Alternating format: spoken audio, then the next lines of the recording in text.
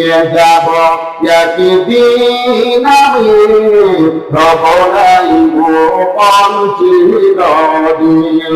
ক্ষমা করে দিও তোমরা আমায়, ক্ষমা করে দিও তোমরা আমায়, ভুল যদি করে থাকি কোনদিন, হারিয়ে যাব একদিন আমি, রব নাই গোপন।